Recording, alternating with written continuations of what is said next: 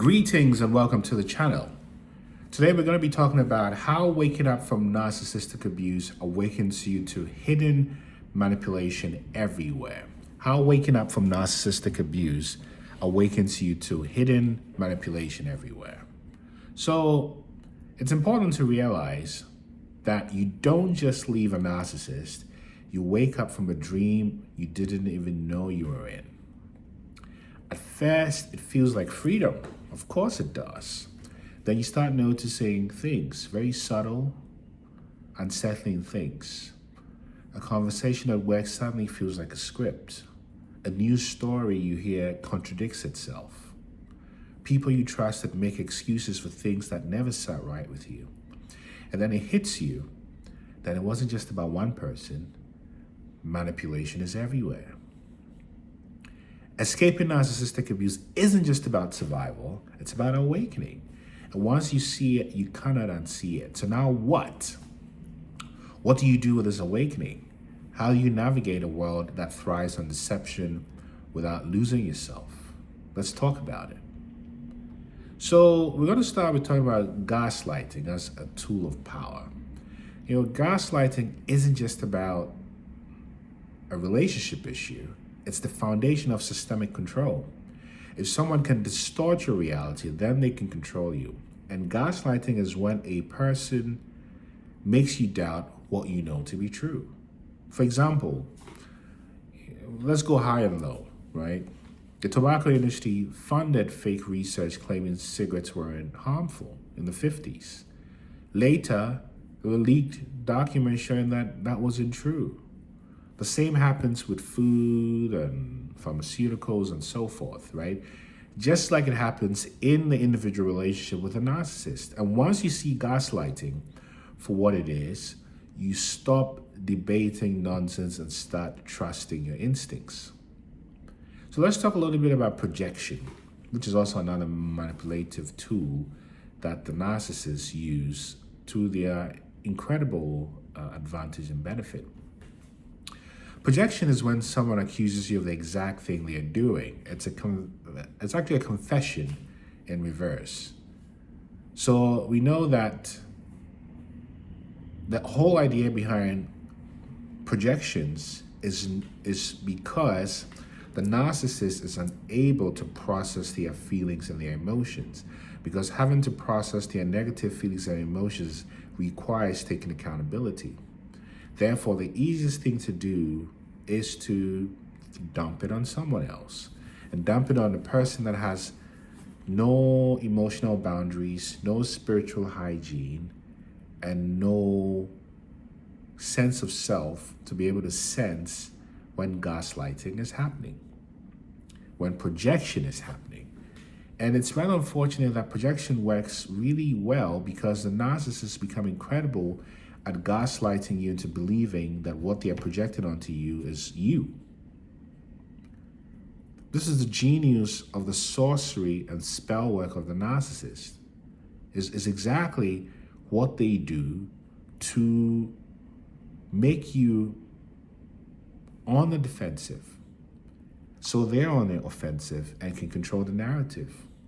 And what better way can they do that by accusing you of the same thing that they themselves are very guilty of?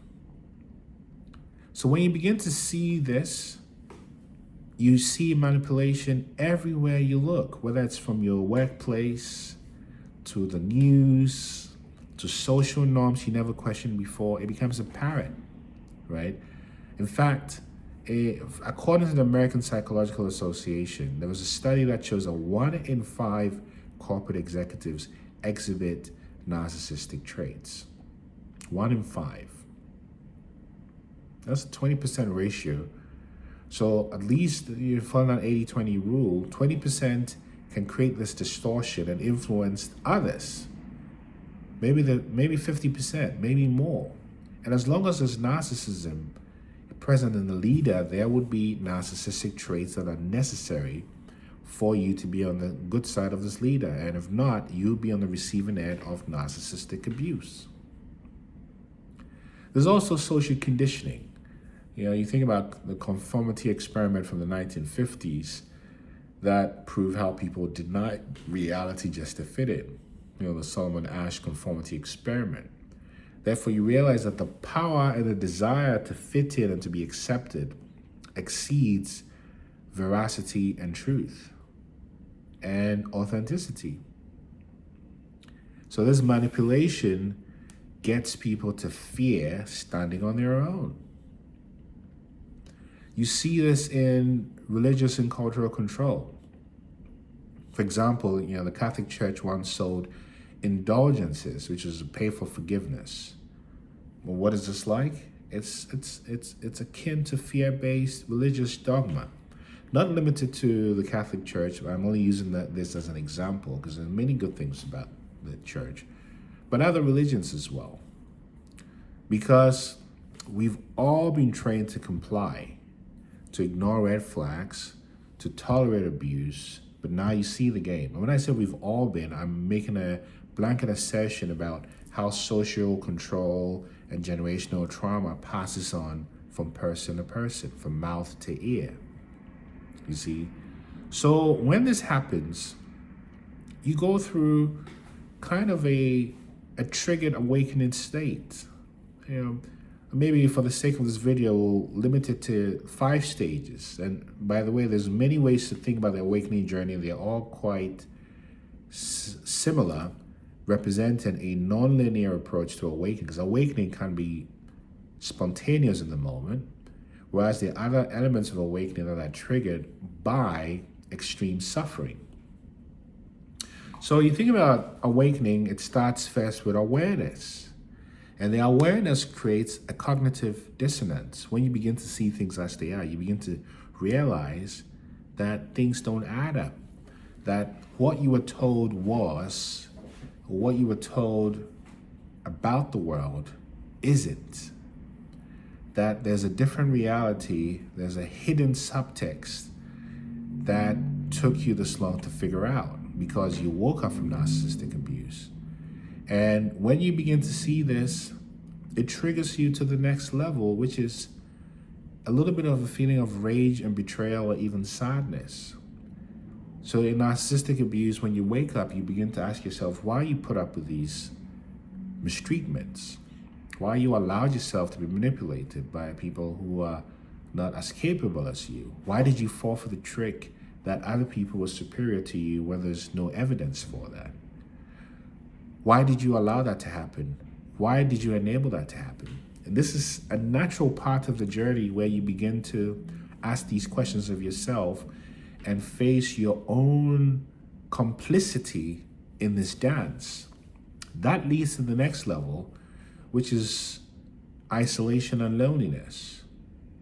So there's initially an excitement to share with the world what you've discovered, but there's also a realization that many people don't see the world the way you see it. So you may be asking yourself, am I the only one who sees this? Why don't other people see this? And you begin to realize how much you don't resonate or connect with people who don't realize the truth of how reality functions. That can be very disorienting and can lead to extreme loneliness, or some call it hermit mode, which is a necessary part of the healing journey. That can effectively lead to the awareness of empowered discernment. I now know how this thing works, and I know and trust in my own knowing. And trusting in my own knowing is the path to freedom.